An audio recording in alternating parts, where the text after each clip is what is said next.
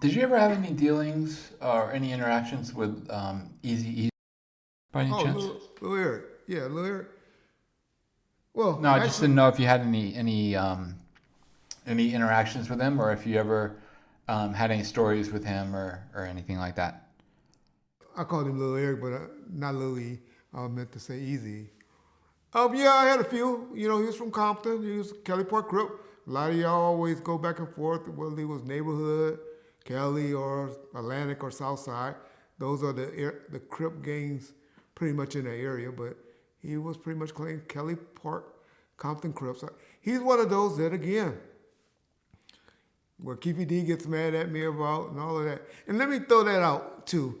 In the last comment section, a lot of y'all, when I said Keefy D was no longer with us, what I meant, not that he was dead or anything like that, that I didn't have anybody to tap at and go back and forth with because Keefy D is not here to help us give us content to go back and forth with. Not that he's dead. But I know a lot of y'all was disappointed with me and said, Red, nigga, you said Keefy D was going to be arrested by the end of the year. And that ain't what I said. I said they were stepping up the investigation, and I believe he will be arrested by the end of the year, which we all know didn't happen. But I'm still not saying that the investigation is over, and I'm still not saying that he won't be arrested. So let's take this opportunity right now to reset the dates, because I know all of y'all did up until this year.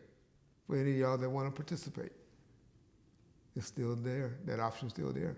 So if y'all want to post the date for this year, or y'all gonna say Red just full of shit and it ain't gonna happen, and then one day we'll be able to sit here and laugh and say, y'all were right. But what did that nigga do after that? Huh? What'd he do? He did shit. Been quiet as a church mouse. Ain't saw that nigga. Have y'all saw any sightings of him? Heard anything? Don't y'all know that the way people like to recycle interviews, that he would have been on one of these shows, Vlad, Cam Capone, somebody's show by now. Shit, even Johnny reached out. Johnny even said, fuck you, Reggie. This is my channel. I'll get some views off of that fool. And he even reached out to him and he was like, nah, I pass. So I tell y'all, if it didn't do nothing, they got him off the internet because his lawyers gave him some good advice. Shut the fuck up. But yeah. Get back to the question.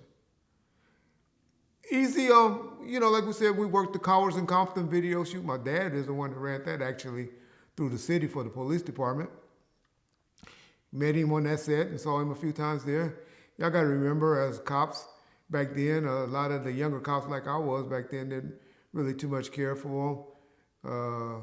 I did, but you know, my boys, the guys that was close with me, because he was still known for NWA success and the fuck the police type music and stuff like that. And so a lot of the cops had problems working it. But my dad was always the type of cop that, hey man, as long as niggas trying to do right, people trying to do right, they gonna get a break from me. They gonna get love, and Eazy and them was doing right, and so he put a crew of his loyal guys together, and they worked security, and they did a lot of good shots, you know, in Compton. So met him during that time. He lived actually, he's a little older, he's about 8 years older than my wife, but they actually, their backyards will coincide with each other. And so their family, the Guillerys, which they actually grew up in the in-hood area, they were actually tight with Eric and their family. I get questions a lot from some people that don't really know much about Reggie Wright, you know, which I understand, I get it. Is Eazy and I are related because we have the same last name. Well, no, my running joke, when I ask that question, I always say, no, our ancestors just had the same slave owners. Which y'all don't know, that's where a lot of the blacks that don't still have their African names, they get their names from the the slave owners that they had back in the day because they lived on that on their farm or their house or their territory. And so that's how some people still carry their last names. That's why a lot of the people change their names back to the African names. And you get the Muslims big on that, where they change their names because they always said that that's their slave owner name and not their, their original names. So no, Eazy E and I are not related. But Eazy was a role model in Compton. He was one of the first popular people that went, I don't want to say worldwide, but I should, but at least nationwide, and put Compton on the map. NWA, I think, is known for that, other than, the athletes that eventually came from it that made it proud to be from Compton. That's when your Serena Williams and Tiger Woods and your DeMar DeRozans and your Anthony Andersons and all of them. Now I want to say they from Compton prior to Eazy and NWA putting Compton on the map as they did. People didn't brag about being from Compton. A little trivia question, y'all don't know. Even y'all first George Bush Sr., well, he's not actually a senior because I think they changed their middle names, but the first president, George Bush, he lived in the Santa Fe Gardens, which is the 500, 600 block of South Santa Fe Avenue. And while he was going to Compton Community College, doing a summer program. And so, yeah, Compton had some history, but shout out to Eazy for helping getting Compton out there and known for other than, y'all say, a corrupt police department and gang violence. Yeah, that's all I can really honestly say about Eazy E. But the thing that I wanted to touch on, just to clear up other rumors about Eazy, and the reason why I'm talking about Eazy so much because I do get asked comments in the comment sections a lot about any stories about Eazy. That myth that's out there with Suge, to keep telling y'all, DOC try to tell y'all, Suge is a fucking thinks he's a fucking comedian. When he made the crack or the quack or the joke about injecting Eazy E with HIV and all of that. Suge probably couldn't inject himself with diabetes medicine correctly. And so that's just him being funny. Suge wouldn't knew anybody or known anyone to walk around with a syringe with HIV in it and to get close enough to Eazy E to stick him. So that was just Suge trying to be funny. So let's clear that up. The part where Eazy E said, I'm still getting paid, or Dre Day is a payday for Eazy. Well, yeah, that's a little truth. The payment wasn't coming from Interscope or Death Row. The payment was coming from a company called Priority Records. Priority Records had to deal with Eazy E. Brian Turner was very, very loyal to Eazy E, NWA, not Ruthless, but NWA. But he had a great relationship with Eazy. He's the one that kind of really helped and gave them their break. And so what people don't know is when Suge got Dre out of the contract with Dr. Dre out of the contract with Ruthless Records or Eazy E, Brian and Priority had what they call an inducement letter, or a letter where they were going to forever be able to distribute anything done by Dr. Dre. And so even though Suge got Eazy to sign off of it, Dr. Dre to be released, Suge either not knowing or couldn't or didn't want to. One of those three. I don't know, to be honest. Never got Brian Turner and Priority Records to release their rights to Dre. So when the lawsuit was going on and all of that, Eazy E and Brian Turner still have a relationship. So what Brian did is gave him a piece of his money that he was making from Priority Records off of Dr. Dre, as he continued to give that money to Eazy E. So just like, and so that's where Suge got that idea for when Snoop.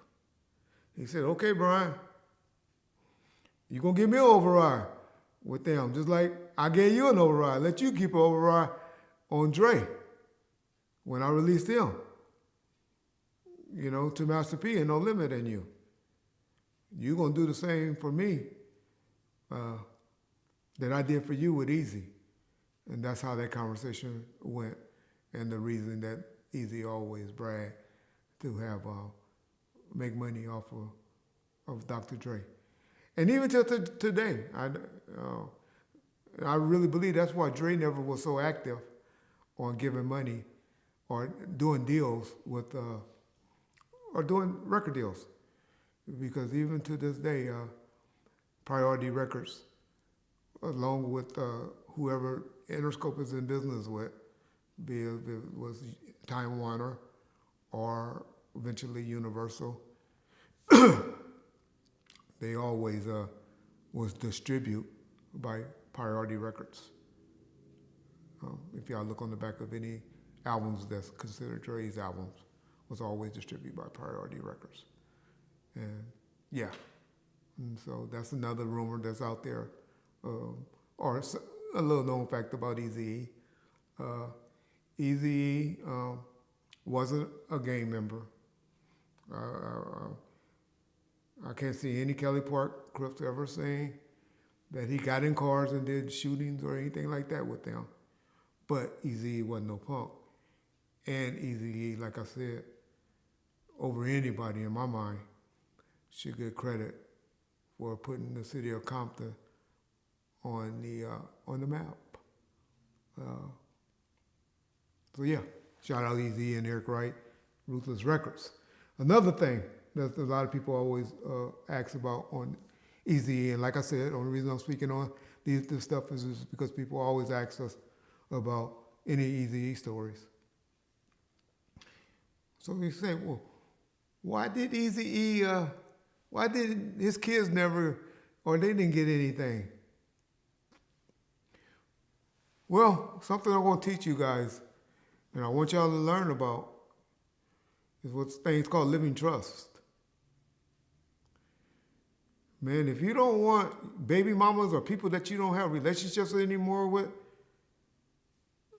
to have control over your stuff, if you're a single man, or maybe even want to dedicate some stuff that's not community property with your wife, get a living trust, y'all. So, Eazy E, we all know, married Tamika on his deathbed. Why? Why did he do that? Why would he do that knowing he's about to die? Marry a woman. Did they make him do that? No. Eazy E knew how many baby mamas he had. Probably didn't like them. All his kids was under 18. So if Eazy wouldn't have married Tamika, or Tamika wouldn't have agreed to marry Eazy, what would have happened, y'all, to his rights of Ruthless Records? Do y'all know? They would have had 8 different owners. Or, I think he had 8 kids. Don't quote me. I know y'all tear me up. But that many baby mamas and that many kids would have got that, because when you have kids, your kids are and you're not married, and you don't have anything in writing, they become your number one successors. And guess who become in charge of those 8 kids, or those kids, however many kids he had, until they became 18? They're usually their mama, but technically the correct term is their guardian. And so Eazy didn't want that to go to all those different baby mamas, because he knew that would have been hell. So he was smart enough to project or to think, let me marry Tamika, and hopefully Tamika will do the right thing and look out for my legacy, if that's what he cared about. I wouldn't give a fuck about my legacy, but some people do. For my kids. Now that's the debate. That's what I like to hear from little Eazy and his kids. Not the baby mamas. Of course, the baby mama's gonna always hate Tamika or have some disdain towards her. Did Tamika do right by Eazy kids? Because I'm sure that's the only reason he married her was do right by my kids, make sure my kids is good. I trust you to take care of my kids and not the different mamas. Where they would be all in a boardroom, couldn't decide shit.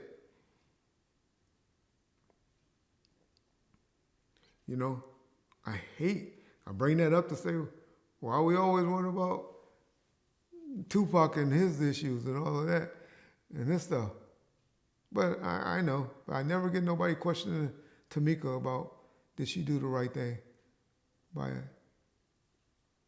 Eazy kids?